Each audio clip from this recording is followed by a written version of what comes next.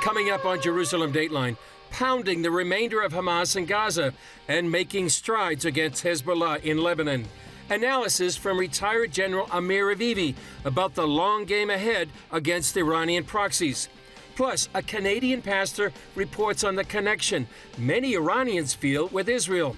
And Israeli innovation easing urban traffic congestion. All this and more coming up on this edition of Jerusalem Dateline.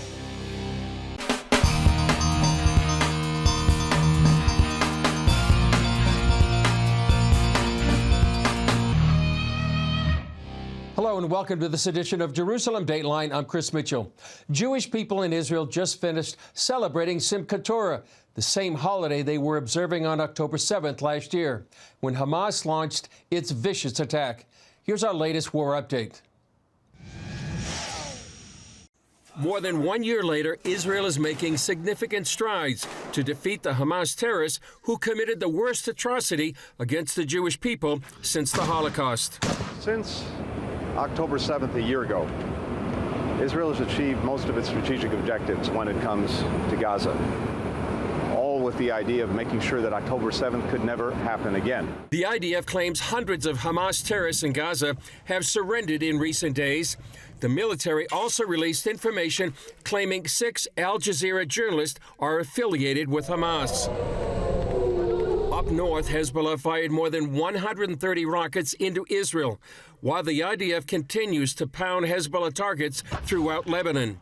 Retired General Amir Avivi, head of the Israel Defense Security Forum, tells CBN News Hezbollah is being defeated. The morale is very low. They are scared. They are running away. Occasionally, they put some resistance, but much lower than anything we expected. So overall, if we continue to attack systematically, there is a chance that we'll see this organization militarily dismantled. Amir believes this might be the time the Lebanese could reclaim their country. We're hoping that in Lebanon, the Lebanese people and the different groups in Lebanon, the Sunnis, the Christians, the Maronis, the Druze, will seize the moment and really get rid of Hezbollah. Lebanese Member of Parliament Nadim Gamayel, a Christian, blames Hezbollah for Lebanon's woes. They got themselves into this crisis, and they need to bear the responsibility. They should not think, not even for a second, to come to us and ask us to bear the responsibility. We will not solve the crisis for Hezbollah. In order to solve its crisis today, Hezbollah needs to hand over its weapons. Jews around the world just celebrated Simchat Torah, marking the annual reading of the first 5 books of the Bible. In Israel, they're also reflecting on its promises to heal and restore their country.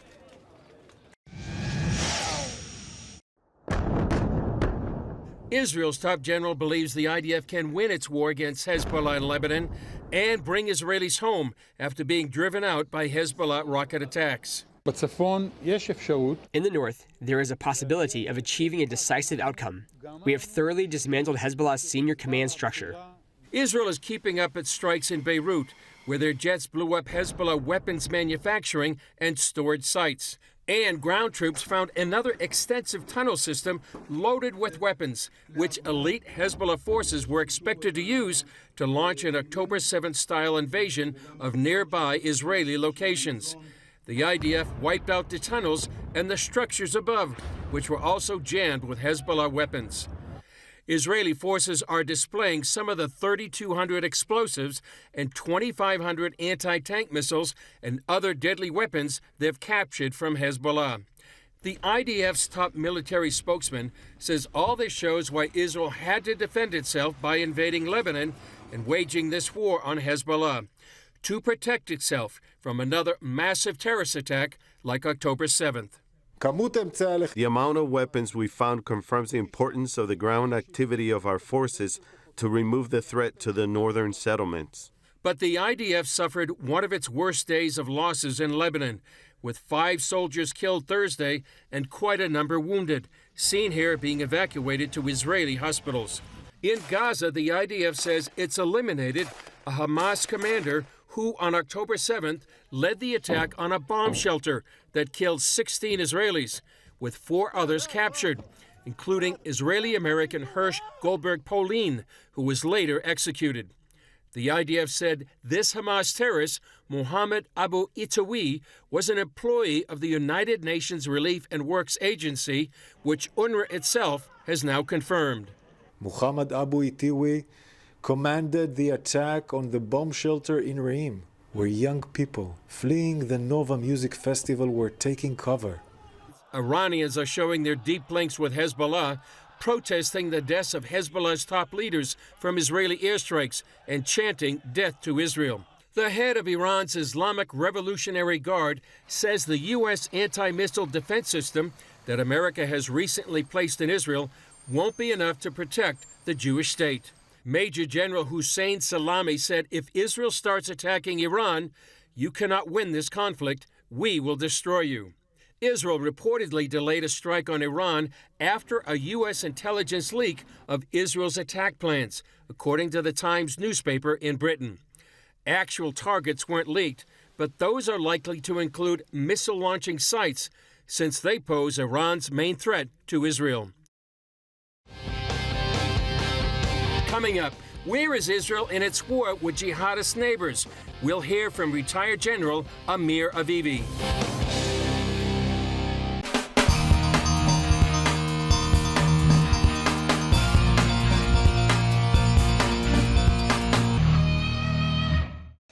Retired General Amir Avivi from Israel's Defense and Security Forum has his finger on the pulse of Israel's fight for existence. We caught up with him for the latest. Take a look. General Amir Avivi, founder of the IDSF, thanks so much for joining us. A lot of people want to know what's the status of the campaigns in the north and in the south. In the south, Yahya Sinwar has been eliminated. How would you describe the battle going on in Gaza right now? So obviously this is a major blow to Hamas. The IDF set to the humanitarian zone in the south. Israel just today apprehended their 150 terrorists.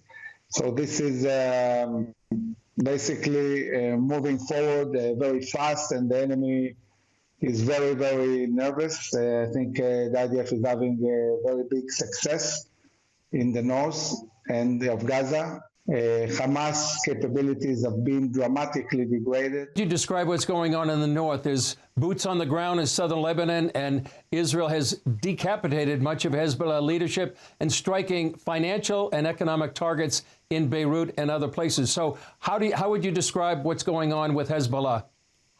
Yeah, so Hezbollah is in a very difficult situation. Almost all their leadership was decapitated on the strategic level, but also on the tactical level. Their funds are being targeted. A lot of the rocket launchers were destroyed. They still have a certain capability, but it's being degraded every day. The IDF has taken control of all the towns on the Lebanese side along the border. These towns were basically military terror bases of Hezbollah. This was the area where they really planned to launch an attack into Israeli towns, as Hamas did on the 7th of October.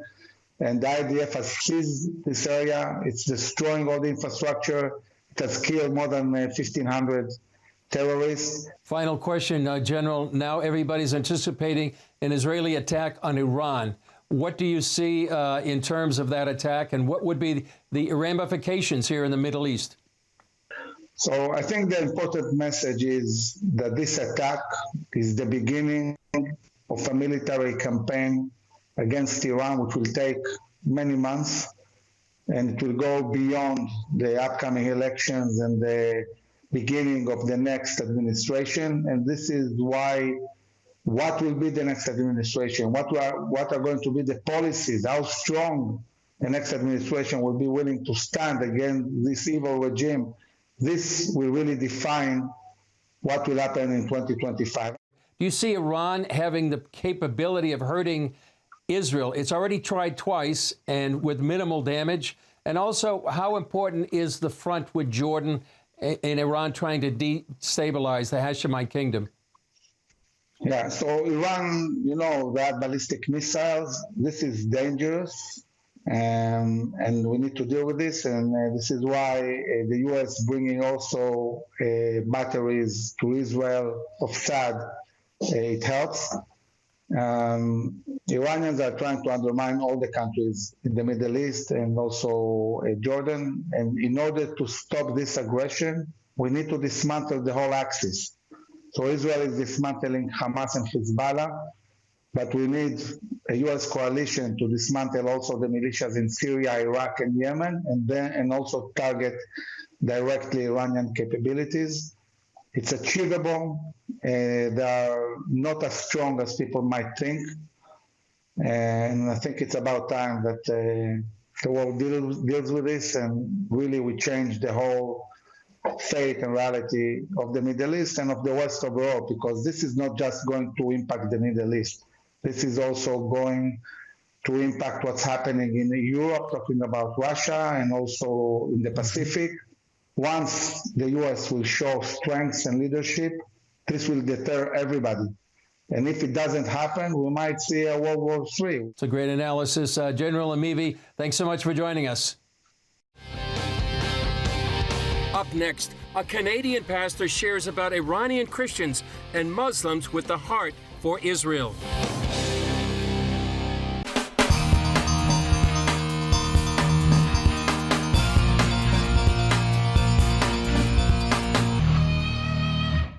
Pastor Adam Gabelli has a front row seat on how God is moving in the lives of Iranians in Canada. He works in Vancouver, which has a large Iranian community, and stopped by our studio while he was in Jerusalem for the High Holy Days.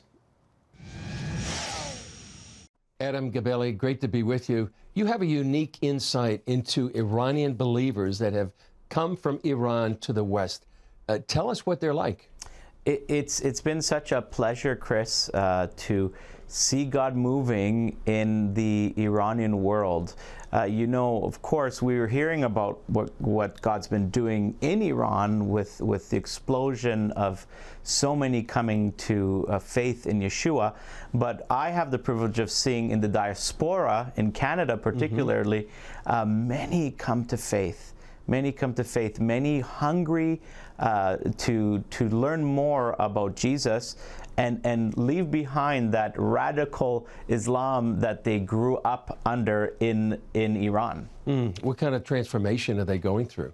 Well, many are just leaving because of the economic hardships. The Iranian regime, as we know, is not investing in their people, but investing in terror proxies around the world to hurt Israel. So the people are suffering, and so whatever they can do to leave Iran, they have been doing, whether they go through Turkey or through some other Middle Eastern countries as a leaping point to go to North America.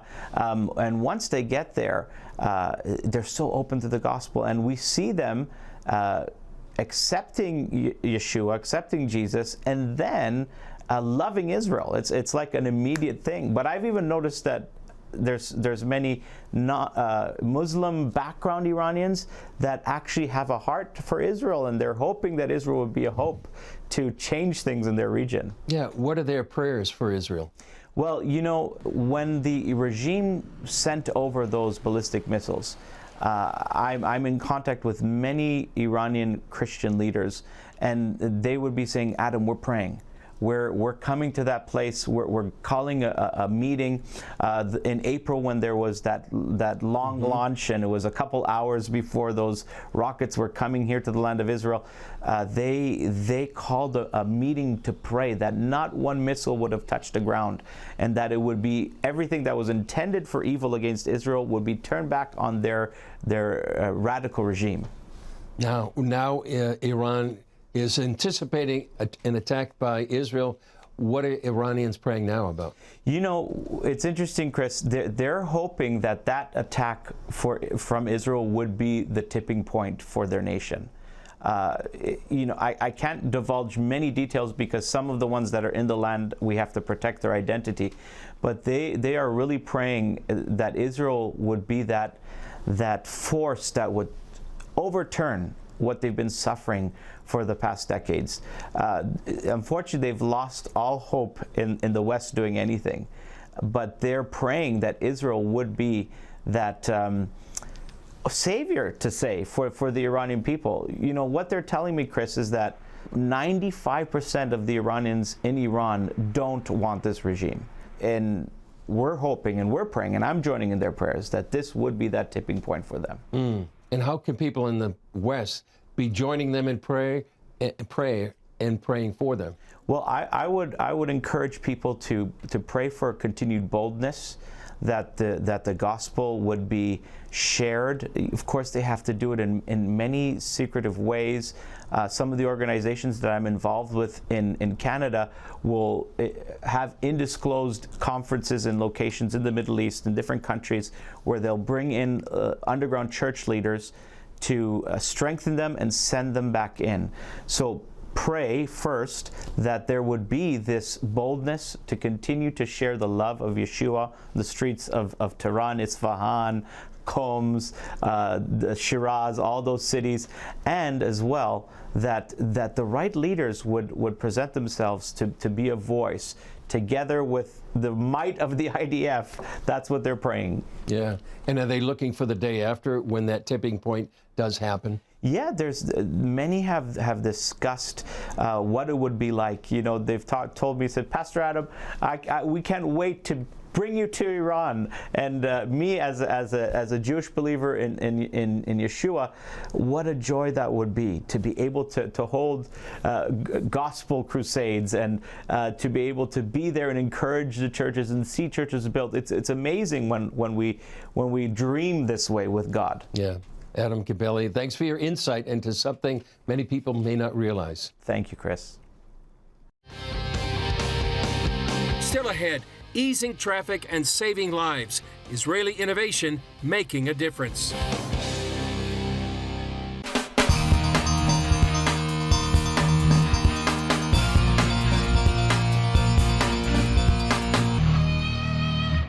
Israel is known for its innovations that help make life easier around the globe. One issue now being tackled affects and often frustrates most of us each day: traffic. Paul Strand reports from Tel Aviv on the effort to push the rush back into the rush hour. Arg, traffic. Everybody hates it.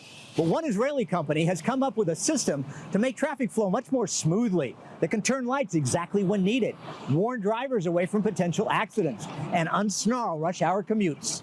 It's an invention of No Traffic, headquartered here in Tel Aviv. When the company is enlisted to take over a community's traffic system, No Traffic puts these sensors at intersections that then connect to sophisticated artificial intelligence. And from that point on, the system works by itself autonomously. CEO Tal Kreisler says these artificial eyes then watch movements in and around those intersections. Private vehicles, buses, pedestrians, bicycles, scooters, whatever. AI then proceeds to orchestrate traffic flow in order to keep it moving safely and quickly. That's led to amazing improvements in limiting the time motorists are held up. We've managed to cut dramatic amount. We're talking about 70% of delay time. With vehicles more computerized than ever, this new system will be able to communicate directly with individual drivers.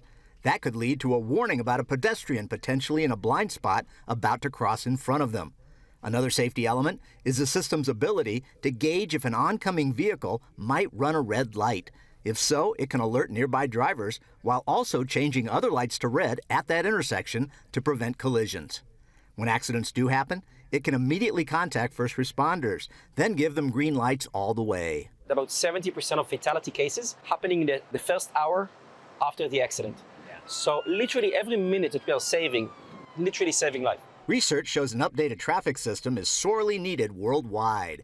That's because an additional 90 million cars hit the road each year. Traffic congestion increases 12% annually. As for those lights that hold you up block after block, the way that we are operating them is remained the same for the last 100 years or so. And there's little to no connection from intersection to intersection. Most of the intersections out there are not connected to anything. They just run by themselves. With No Traffic sensors and artificial intelligence saturating a city's traffic grid, it enables each intersection to communicate with all the others. That allows the system to make split-second decisions to keep traffic moving. These sensors are designed to withstand the wear and tear that comes from constantly being out in the elements. Ian Fountain and his lab techs ensure each piece can stand up to the most extreme conditions. We put them in the ovens, we heat them, we cool them, we add humidity. In Fahrenheit, that's a range from -31 to a super hot 167 degrees. Now that a number of states like Florida, Arizona, and California utilize the system, no traffic is found that in a mid-sized city, its platform has reduced waiting times by as much as 50% or more. That efficiency can remove around 26,000 tons of CO2 emissions each year. That's like the pollution from 5,700 cars simply vanishing. To Chrysler, it's all positive transformation. Improving our life, reducing emissions, generating massive amounts of time that we can now spend with our loved ones. And I think this is one of the things that we are the most proud of, like literally transforming the world to a better place. The atmosphere and attitudes in Israel make it easier for an innovative system like No Traffic's to be created here. Innovators are welcomed and cherished. Smart forward thinking is valued and rewarded. And Israelis see themselves as people who can solve global problems, both large and small, who can dream up solutions not yet seen, but waiting to be dreamed. Paul Strand, CBN News, reporting from Tel Aviv. Well, that's all for this edition of Jerusalem Dateline. Thanks for joining us. Remember, you can follow us on social media and access CBN content through our CBN News and other CBN apps. And please keep praying for the hostages and for the peace of Israel and Jerusalem. I'm Chris Mitchell, and on behalf of all of us here at the Jerusalem Bureau, we'll see you next time on Jerusalem Dateline.